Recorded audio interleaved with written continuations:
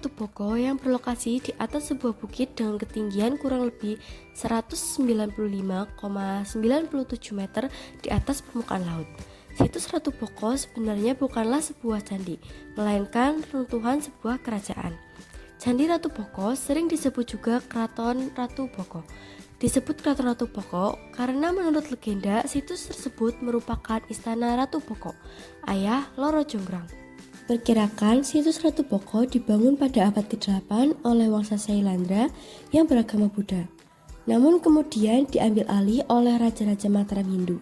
Peralihan pemilik tersebut menyebabkan bangunan Keraton Boko dipengaruhi oleh Hinduisme dan Buddhisme. Prasasti berangkat tahun 792 Masehi yang dinamakan Prasasti Abhayagiri Wihara dengan huruf Pranagari yang mendasari dugaan bahwa Raja Teja Purnama Panangkaran, Rakai Panangkaran, pemerintahan pembangunan Abhayagiri Wihara.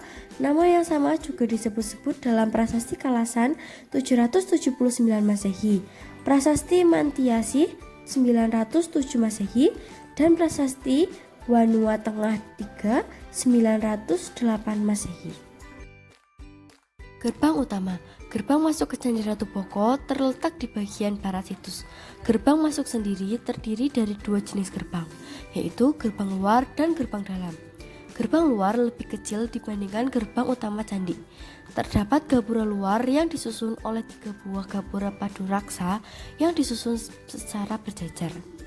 Sedangkan di bagian dalam candi terdapat gapura utama yang memiliki 5 buah hapura padu raksa. Putren, yang artinya tempat tinggal para putri, letaknya di timur pendopo. Lingkungan Keputren terbagi dua, oleh tembok batu yang memiliki sebuah pintu penghubung. Dalam lingkungan pertama terdapat 3 buah kolam berbentuk persegi.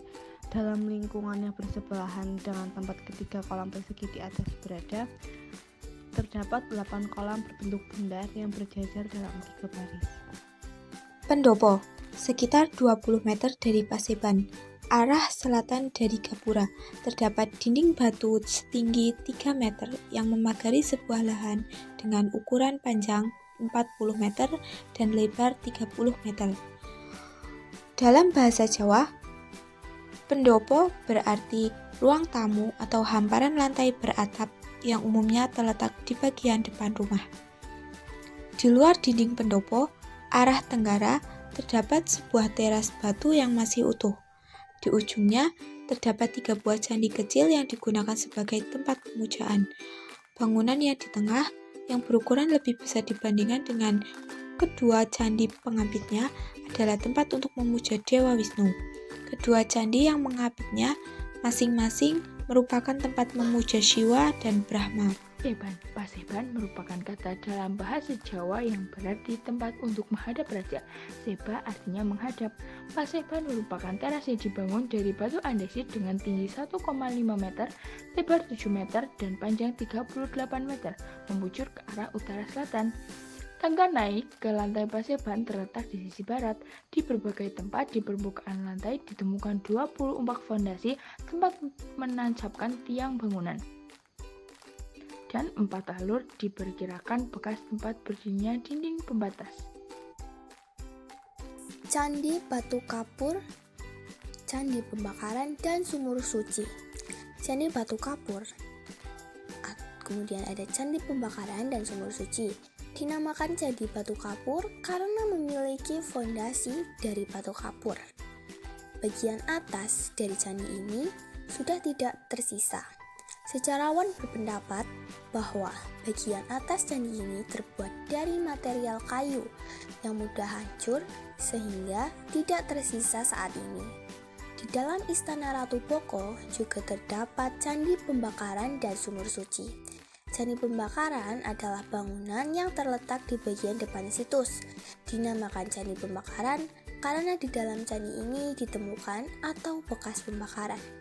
Di bangunan Candi Pembakaran, Anda juga bisa melihat sumur suci yang berukuran 2,3 kali 1,8 meter. Gua. Terdapat 2 buah gua yang disebut Gua Lanang dan Gua Wadon, atau gua lelaki dan gua perempuan. Gua Lanang yang terletak di timur Laut Paseban merupakan lorong persegi. Di dalam gua, masing-masing sisi kiri, kanan, dan belakang terdapat relung seperti bilik. Pada dinding gua terdapat pahatan berbentuk semacam figura persegi panjang. Gua Wadon yang terletak sekitar 20 meter ke arah tenggara dari Paseban lebih kecil ukurannya dibandingkan dengan Gua Lanang. Di bagian belakang gua terdapat relung seperti bilik.